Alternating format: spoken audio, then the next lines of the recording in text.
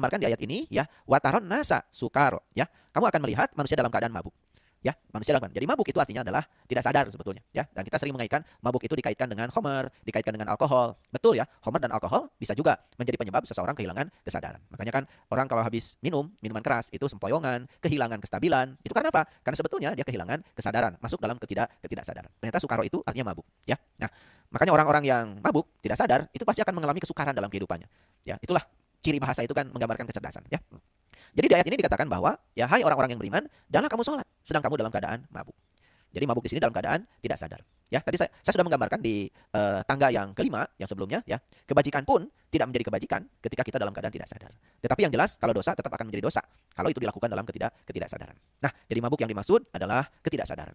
Nah, ketidaksadaran terhadap apa? Ya tentu saja ya jasmaniah kita ya.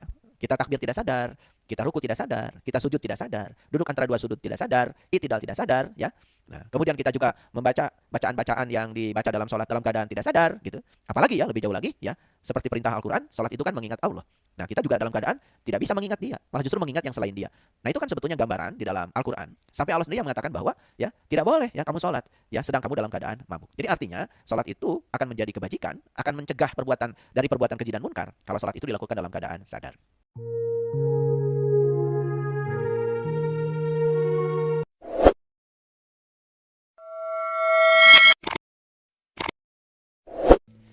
Bismillahirrahmanirrahim. Assalamualaikum warahmatullahi wabarakatuh. Segala puji hanya milik Allah, Sang Maha Kehadiran, Sang Maha Keberadaan, yang meliputi semesta raya, meliputi semua makhluk, yang senantiasa menumpahkan cintanya tanpa batas, tidak pernah tertidur, tidak pernah terkantuk, selalu waspada, memberikan kecukupan, kebutuhan pada semua makhluknya. Oleh karena itu mari kita puji Dia bersama-sama membaca hamdalah. Alhamdulillahi Rabbil Alamin. Para sahabat, tidak terasa kita sekarang akan memasuki tangga yang ke-6 dari titian kesadaran. Semoga tangga 1, tangga 2, tangga 3, tangga 4, tangga 5 sudah dilalui. Sehingga kesadaran kita walaupun baru tumbuh, tetapi sudah ada dalam diri kita. Karena pentingnya kesadaran itu sangat luar biasa membawa kita pada keberkahan. Oleh karena itu sebelum memasuki tangga yang ke-6, marilah kita mohon ridho, mohon berkah, mohon kekuatan, mohon kesabaran. Semoga kita diberi kemampuan untuk menaiki tangga berikut ini. Oleh karena itu, mari kita sapa asma Allah dengan kelembutan dan cinta, seraya membaca basmalah. Bismillahirrahmanirrahim. Di tangga yang ke-6 ini saya akan membacakan sebuah ayat yang sangat saya kagumi dan itu luar biasa. Yaitu Quran surat Al-Hajj surat ke-22 ayat yang kedua. Saya akan bacakan artinya, ya. Pada hari kamu melihat kegoncangan, lalailah semua wanita yang menyusui anaknya dari anak yang disusuinya. Dan gugurlah kandungan segala wanita yang hamil. Dan kamu lihat manusia dalam keadaan mabuk. Padahal sebenarnya mereka tidak mabuk. Akan tetapi ya azab Allah itu sangat kerasnya. Ini Quran surat Al-Hajj. Kenapa saya sangat kagum dengan ayat ini? Karena ayat ini sebetulnya bagi saya itu merupakan pengingat betapa pentingnya kesadaran. Betapa bahayanya ketidaksadaran. Makanya ketidaksadaran di ayat ini digambarkan dengan ya sukaro. Sukaro. Sukaro itu artinya adalah mabuk. Ya. Makanya mungkin saja ya dalam bahasa Indonesia ada kata sukar ya. Sukar itu kan lambang dari mudah ya. Sukar itu jangan-jangan dari bahasa Arab ya, dari sukaro. Sukaro itu artinya adalah mabuk. Wataron nasa sukaro, ya. Dan kamu lihat manusia dalam keadaan mabuk. Jadi ayat ini menceritakan kepada kita, ya, ada suatu hari di mana hari itu kita akan melihat kegoncangan. Apa sih kegoncangan itu? Sebenarnya kegoncangan itu adalah transformasi dari kesadaran menuju ketidaksadaran. Sehingga ada kegoncangan. Makanya begitu manusia itu, ya, memasuki ketidaksadaran, dia menjadi lalai. Makanya digambarkan secara simbolik di ayat ini, wanita yang menyusui pun, ya, itu menjadi lupa kepada anak yang disusuinya, ya. Wanita yang sedang mengandung pun, ya, menjadi gugur, ya, kandungannya. Jadi sebenarnya kandungan itu adalah cikal bakal kehidupan, kan. Jadi sebetulnya cikal bakal kehidupan itu menjadi sirna itu karena ada kegoncangan. Jadi kegoncangan itu yang saya pahami di ayat ini adalah ketika kita bertransformasi dari kesadaran menuju ketidaksadaran. Dan barangkali kita sering sekali, ya, mengalami kegoncangan yang semacam ini. Transformasi dari keadaan sadar kepada keadaan yang tidak sadar. Nah, kenapa masih pindah dari keadaan sadar pada keadaan tidak sadar? Karena keadaan sadarnya itu masih rentan. Itu persis seperti orang yang baru bangun tidur, ya. Kalau istilah bahasa Sundanya itu masih lulungu barangkali, ya. Jadi belum panceg, ya. Belum memiliki keteguhan. Kalau dalam bahasa Quran itu belum isbat, ya. Belum memiliki keteguhan kesadaran. Nah, ini yang harus dipupuk, ya. Barangkali tangga kesadarannya masih di bawah. Nah, semoga sudah memasuki tangga yang ke-6, kesadaran kita sudah mulai menguat, ya. Sehingga bibit-bibit kesadaran itu semakin menguat dalam diri kita. Nah, digambarkan di ayat ini, ya, wataron nasa sukaro, ya. Kamu akan melihat manusia dalam keadaan mabuk.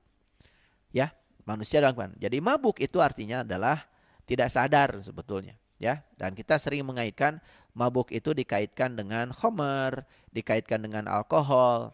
Betul, ya, khamar dan alkohol bisa juga menjadi penyebab seseorang kehilangan kesadaran. Makanya kan orang kalau habis minuman keras itu sempoyongan, kehilangan kestabilan. Itu karena apa? Karena sebetulnya dia kehilangan kesadaran, masuk dalam ketidaksadaran. Nah, di tangga yang ke-6 ini saya mengawali dengan menyampaikan Quran surat Al-Hajj ayat yang kedua, ya, tentang orang yang mabuk. Nah, kemudian saya ingin menambahkan sedikit, itu di Quran surat An-Nisa ayat 43, ya.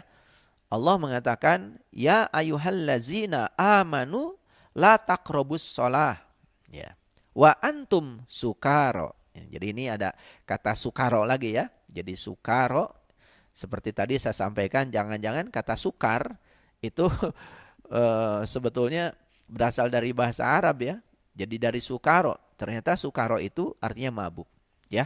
Nah, makanya orang-orang yang mabuk tidak sadar itu pasti akan mengalami kesukaran dalam kehidupannya. Ya, itulah ciri bahasa itu kan menggambarkan kecerdasan, ya. Jadi di ayat ini dikatakan bahwa, ya, hai orang-orang yang beriman, janganlah kamu sholat sedang kamu dalam keadaan mabuk. Jadi mabuk di sini dalam keadaan tidak sadar. Ya, tadi saya sudah menggambarkan di tangga yang kelima yang sebelumnya, ya. Kebajikan pun tidak menjadi kebajikan ketika kita dalam keadaan tidak sadar.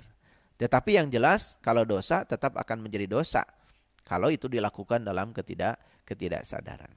Nah, jadi mabuk yang dimaksud adalah ketidaksadaran. Nah, ketidaksadaran terhadap apa? Ya, tentu saja, ya, jasmaniah kita, ya, kita takbir tidak sadar, kita ruku tidak sadar, kita sujud tidak sadar, duduk antara dua sudut tidak sadar, i'tidal tidak sadar, ya. Nah, kemudian kita juga membaca bacaan-bacaan yang dibaca dalam sholat dalam keadaan tidak sadar, gitu. Apalagi, ya, lebih jauh lagi, ya, seperti perintah Al-Quran, sholat itu kan mengingat Allah. Nah, kita juga dalam keadaan tidak bisa mengingat dia, malah justru mengingat yang selain dia. Nah, itu kan sebetulnya gambaran di dalam Al-Quran. Sampai Allah sendiri yang mengatakan bahwa, ya, tidak boleh, ya, kamu sholat ya, sedang kamu dalam keadaan mabuk. Jadi artinya sholat itu akan menjadi kebajikan, akan mencegah perbuatan keji dan munkar kalau sholat itu dilakukan dalam keadaan sadar. Nah, oleh karena itu maka ya PR lagi nih dari saya. Ya, barangkali ada pertanyaan ya di dalam benak kita. Jadi bagaimana kalau begitu supaya saya sholat dalam keadaan sadar? Jadi oleh karena itu maka kita harus ya banyak ya untuk mengkaji ke dalam ya. Karena selama ini barangkali kita terlalu banyak melihat keluar. Jadi proses melihat ke dalamnya barangkali kurang sehingga kita mengalami kelalaian ya di dalam hal ini. Nah, ini tangga yang keenam. Jadi saya akan berbicara lebih dalam lagi ya tentang kesadaran. Nah, saya akan sampaikan satu ayat tambahan lagi ya. Di Quran surat Al-Kahfi itu ya ayat 103, 104 Allah berfirman, "Kul hal nunabbiukum bil ahsarina amala." Ya. Inginkah kami beritahukan kepadamu tentang orang-orang yang paling merugi perbuatannya? Jadi di sini dikatakan kata-kata rugi. Jadi rugi itu jelas bukan untuk yang tidak berbuat. Dia berbuat tetapi perbuatan itu dilakukan dalam keadaan tidak sadar. Nah, apa landasannya? Ini landasannya di Quran surat Al-Kahfi ayat 104. Allazina dhalla sa'yuhum fil hayati dunya wahum yuhsabuna annahum yuhsinuna sun'a.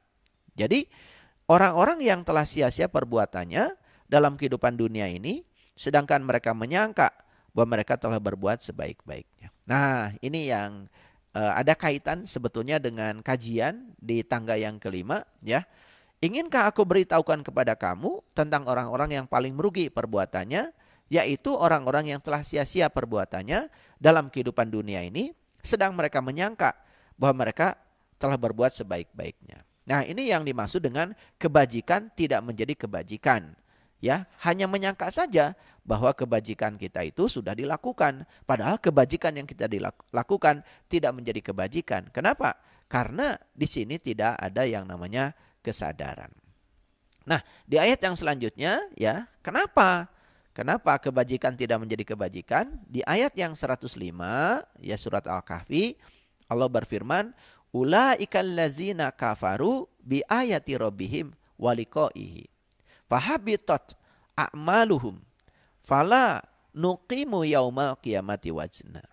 Mereka itu adalah orang-orang yang kafaru ya, itu tertutup terhadap bi ayati rabbihim, tanda-tanda Allah ya, wa liqaihi, dan tertutup terhadap perjumpaan dengan Dia.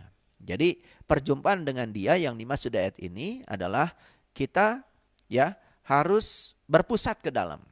Nah, nanti di tangga yang selanjutnya saya akan mengajarkan bagaimana cara kita berpusat ke dalam. Karena Allah sendiri mengatakan, "Aku bersama kamu lebih dekat kepadamu daripada urat nadi leher." Jadi berpusat ke dalam itu artinya kita bisa menemukan kesadaran murni dari dalam. Kita bisa bertemu dengan cahaya sejati di dalam. Karena semua cahaya yang di luar, saya sudah katakan di tangga yang sebelumnya, itu semua adalah kepalsuan. Nah, barangkali dari beberapa ayat yang saya sampaikan ini kita punya sebuah landasan ya. Jadi di tangga yang keenam ini kita akan berbicara tentang perhatian penuh. Nah, kesadaran itu bukan karakter. Nah, kenapa perlu saya berbicara ini? Karena banyak sekali ya orang yang berbicara pentingnya pendidikan karakter. Pentingnya pendidikan karakter. Padahal sebetulnya yang lebih penting bukan pendidikan karakter. Pendidikan kesadaran. Karena karakter itu bentukan luar. Sedangkan kesadaran itu adalah bawaan, asli, otentik. Nah, seperti ini ya. Saya gambarkan ya. Kalau ada tempat yang kotor, ya, tempat yang kotor, kemudian kita sapu. Nah, sebetulnya kan ketika kita menyapu yang kotor, sisanya kan bersih. Nah, kira-kira kesadaran itu adalah bersihnya bawaan alam. Ketika kotoran itu disingkirkan, maka sisanya bersih. Nah, itulah kalau karakter itu bentukan, semua dari luar, dan itu rentan. Sedangkan kesadaran itu adalah bawaan dari dalam. Makanya sebetulnya yang paling penting bagi saya ya, bukan pendidikan karakter. Yang paling penting itu adalah pendidikan kesadaran. Nah, jarang sekali yang berbicara tentang ini. Ya, semoga para sahabat yang bergerak di dunia pendidikan bisa menyadari ini. Oleh itu maka saya akan jelaskan apa bedanya kesadaran dengan karakter. Apakah kesadaran karakter? Bukan. Kesadaran bukan karakter. Karakter itu bentukan dari luar. Nah, kalau bentukan dari luar bisa jadi ya, mohon maaf. Ada orang melakukan kebaikan tapi keterpaksaan. Melakukan kebaikan itu bukan karena kesadaran, cuma karena aturan dari luar yang memaksa itu. Nah, itu bahaya ya. Kalau orang melakukan kebaikan karena tekanan dari luar, ya dia memang harus berkarakter seperti itu, ya. Itu kan suatu saat bisa meledak itu. Bisa meledak, ya. Karena dia melakukan kebaikan bukan karena kesadaran. Bisa jadi kebaikan yang dilakukan itu atas dasar ketidaksadaran. Cuman karena ada tekanan dari luar, ada bentukan dari luar, sehingga dia melakukan kebaikan ya karena memang ada paksaan dari luar. Dan ini tidak akan menjadi kebajikan. Nah, barangkali ini yang akan kita bicarakan di tangga yang ke-6, para sahabat, sehingga nanti kita bisa mengoreksi diri kita. Apakah yang disebut dengan kebajikan oleh kita selama ini?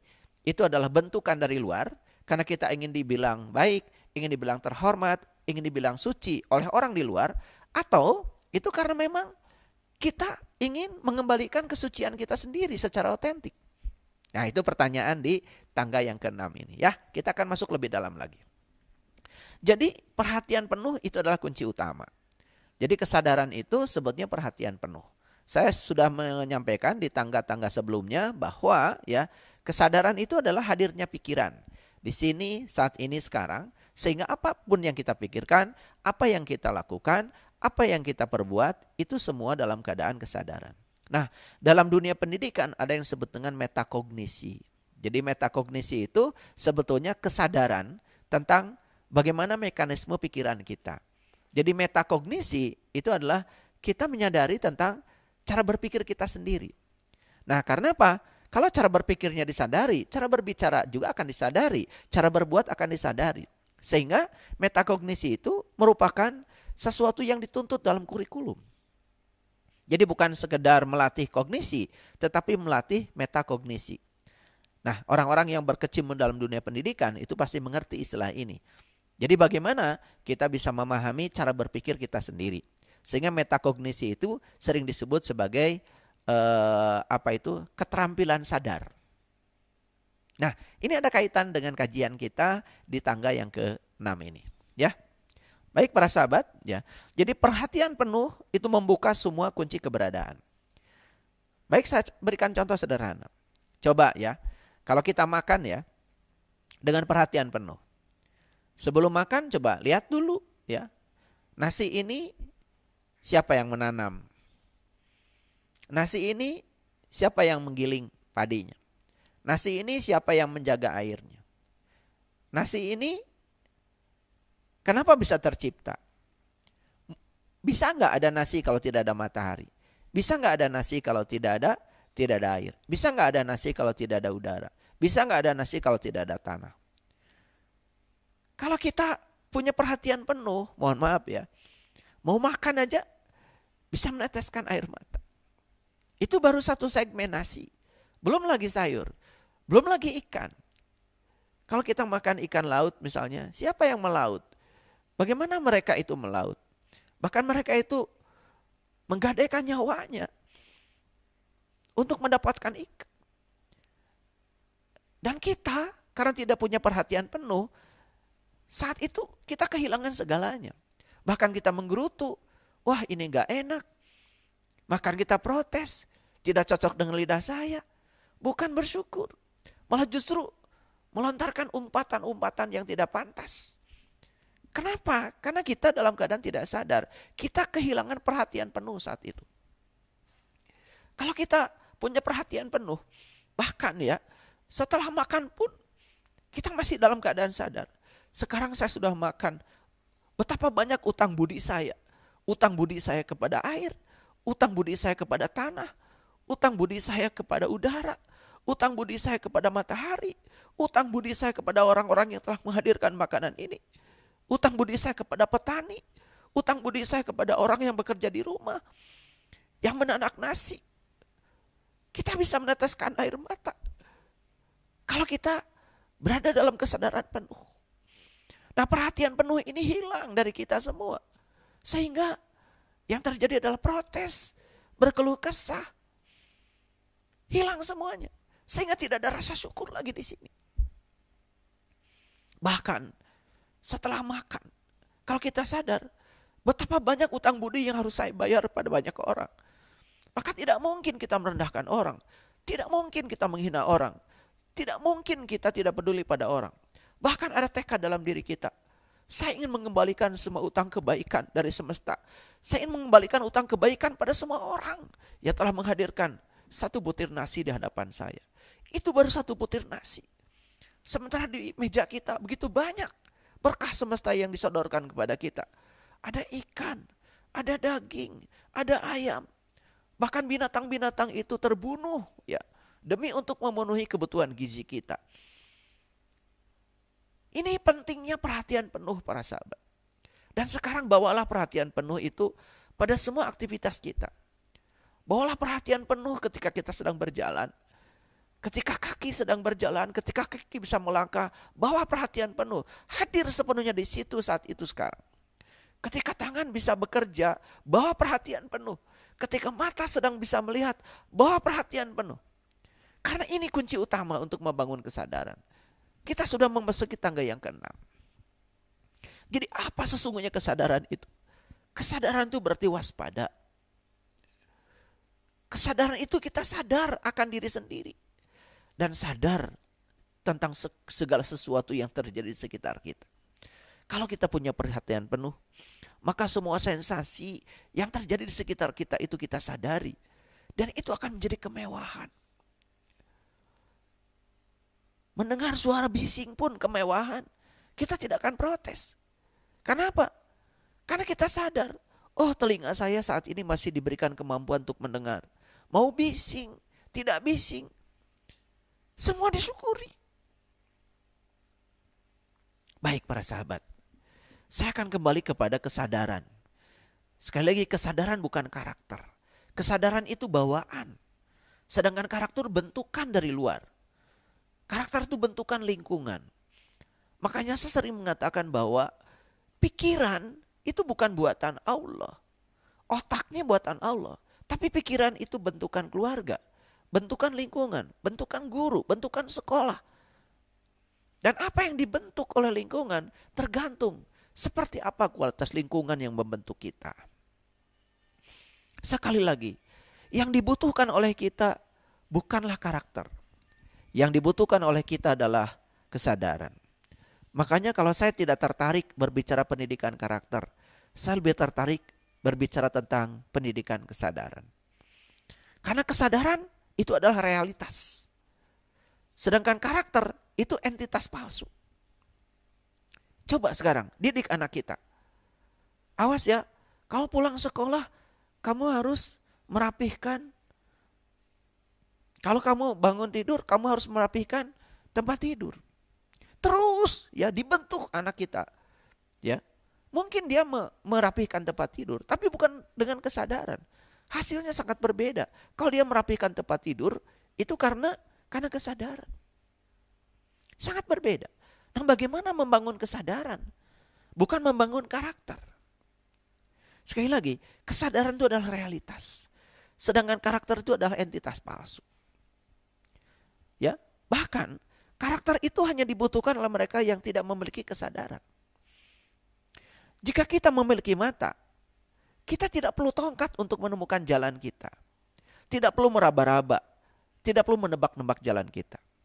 Coba, ketika kita punya mata dan mata kita terbuka, kan kita tidak perlu tongkat untuk menemukan jalan kita. Kita tidak perlu meraba-raba. Kita juga tidak perlu menebak-menebak. Bahkan, kita tidak perlu menanyakan. Jalan menuju ke sana lewat mana? Karena kita bisa punya mata. Jadi jika kita bisa melihat, kita tidak perlu bertanya kepada orang lain. Di mana pintunya? Tidak perlu. Makanya bisa melihat. Karena kita punya mata. Karena kita punya kesadaran. Orang yang berkesadaran tidak perlu bertanya pada siapapun. Kalau dia melakukan kebajikan, ya dia melakukan kebajikan saja dengan kesadarannya. Tidak perlu banyak bertanya. Sama seperti orang yang punya mata dan bisa melihat, tidak perlu bertanya, ya, tidak perlu menggunakan tongkat untuk menemukan jalan, tidak perlu meraba-raba jalan, tidak perlu menebak-nebak jalan, karena dia memang punya mata dan bisa melihat. Itulah pentingnya kita memiliki kesadaran. Karakter itu diperlukan hanya bagi orang-orang yang tidak sadar. Karakter itu kalau diumpamakan hanya sebagai pelumas saja. Karakter itu hanya sebagai penyangga saja. Karakter itu ya ibarat pegas lah, ya. Kalau di mobil itu karena ada pegas, sehingga ketika kita melewati suatu jalan yang tidak mulus, maka pegas bisa menyerap kejutan yang diakibatkan oleh jalan yang tidak mulus. Ya, karakter itu semacam peredam kejut gitu, ya. Beda dengan kesadaran. Kalau kesadaran itu ada responsif. Responsif setiap saat. Kalau orang dibentuk dari luar, mohon maaf ya, dibentuk dari luar, dia mungkin saja memiliki jawaban-jawaban yang pasti saat dia menemukan sebuah pertanyaan.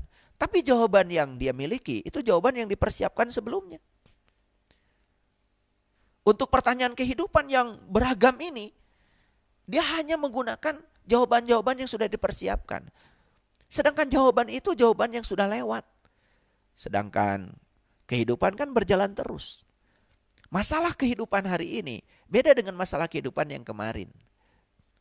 Tapi kalau kita dibentuk dari luar dan dijejali sejumlah pengetahuan, pengetahuan yang kemarin dijejalkan di otak kita mungkin sudah tidak cocok lagi untuk menjawab pertanyaan yang timbul dalam kehidupan hari ini. Tapi kalau kesadaran itu fleksibel. Kesadaran itu selalu fleksibel, mengikuti zaman, mengikuti keadaan.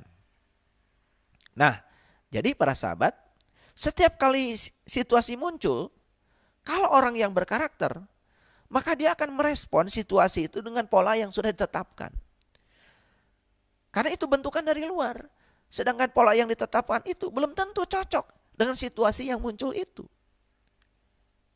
Nah, itulah bahayanya karakter. Tapi kalau kesadaran, fleksibel. Situasi yang muncul hari ini, realitas yang muncul hari ini, dia akan selesaikan dengan pola yang muncul secara alami dari dalam dirinya. Bukan bentukan dari luar, tetapi itu adalah pola alami yang datang dari dalam. Oleh karena itu maka orang yang berkarakter akan merespon sesuatu dengan jawaban yang telah disediakan. Dan itu bukanlah respon yang benar.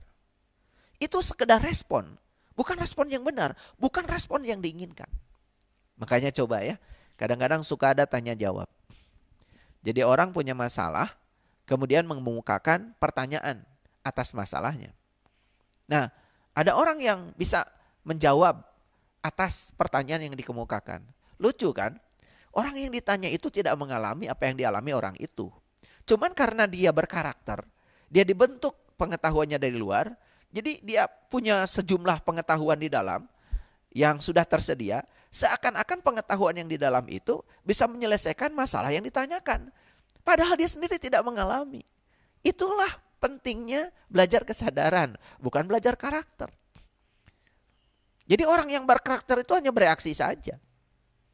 Orang yang berkesadaran bukan sekedar bereaksi, tapi orang yang berkesadaran itu menjawab. Menyerap situasi.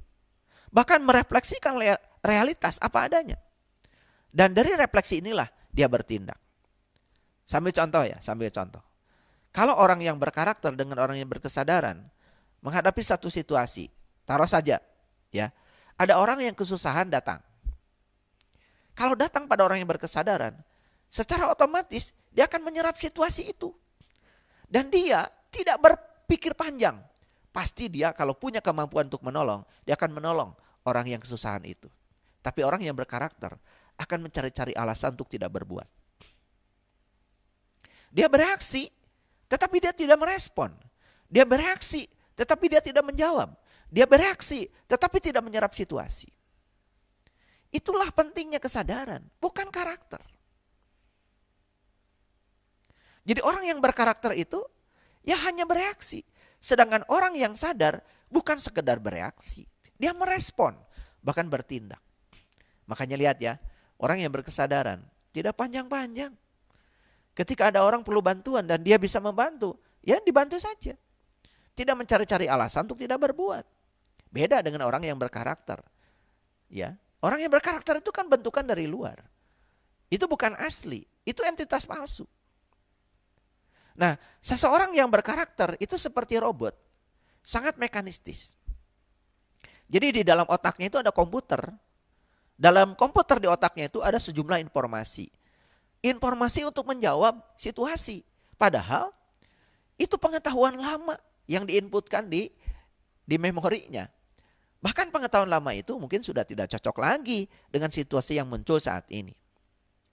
Coba, pada orang yang berkarakter, tanyakan aja segala sesuatu. Dia bisa menjawab. Karena apa? Jawaban itu sudah dipersiapkan. Jawaban itu sudah ada di komputer otaknya, di memori otaknya. Karena itu bentukan dari luar. Tetapi sekedar jawaban, belum tentu jawaban yang dia keluarkan itu adalah jawaban atas situasi yang muncul saat ini. Lucu ya, pengetahuan yang sudah lama, ribuan tahun yang lalu, yang diinputkan ke dalam pikiran seseorang, supaya dia berkarakter, kemudian digunakan oleh orang itu untuk menyelesaikan situasi yang muncul saat ini. Kan itu sudah tidak cocok. Oleh karena itu, maka kita tidak butuh karakter, kita butuh kesadaran. Ini penting para sahabat. Jadi kita harus mengembalikan kembali ya seseorang itu pada kesadarannya. Bukan dibentuk dengan bentukan dari luar. Nah, oleh karena itu maka ya kalau orang-orang yang berkarakter, kerendahan hati pun hanya sebagai penutup ego saja. Jadi kerendahan hati itu bukan kerendahan hati yang sebenarnya. Itu hanya menutup ego. Jadi rendah hati itu tuh hanya sebagai peredam kejut saja. Karena menjadi rendah hati itu sekedar melindungi diri sendiri dari ego orang lain. Nah, kerendahan hati itu ada yang asli, ada yang palsu. Nah, yang dibutuhkan adalah kerendahan hati produk kesadaran. Bukan kerendahan hati produk dari karakter. Orang sombong, sekali lagi, tidak dapat menyakiti orang yang rendah hati. Kalau dia rendah hatinya adalah rendah hati dari bentukan kesadaran. Dan orang yang pura-pura rendah hati, tapi bentukan karakter, itu akan mudah terluka ketika dia berhadapan dengan orang yang sombong. Orang yang rendah hati, yang sebenarnya tidak mudah terluka. Ya. Jika kita egois, pasti kita akan terluka lagi dan lagi. Oleh karena itu maka saya sering menggambarkan ego itu seperti luka yang menganga. Makanya kalau ada luka yang menganga di tubuh, kesenggol sedikit saja pasti kita akan bereaksi. Akan menjerit, akan bereaksi, bahkan akan marah. Karena apa? Ya seperti itu kira-kira ego. Jadi ego ya. Ego itu sebetulnya lebih banyak ya bentukan dari luar karena kita sedang menjadi diri palsu. Jadi ego itu sangat sensitif. Dan selama kita menutupi ego dengan selimut kerendahan hati yang bentukan dari karakter, maka ini tidak akan bisa membantu. Ini tidak akan membantu kita. Ya. Ya sekedar memperhalus saja, tapi tidak membantu. Tetapi sangat berbeda para sahabat ketika kita memiliki kerendahan hati yang lahir dari kesadaran. Itulah pentingnya kita meningkatkan kesadaran. Sehingga kita akan memiliki kerendahan hati yang sesungguhnya. Baik, yang penting bagi kita bukan pendidikan karakter, tapi pendidikan kesadaran. Semoga di tangga yang ini para sahabat sudah menangkap pesan yang saya sampaikan, implementasikan dalam hidup, supaya kita bisa menemukan kesadaran baru. Terima kasih. Assalamualaikum warahmatullahi wabarakatuh.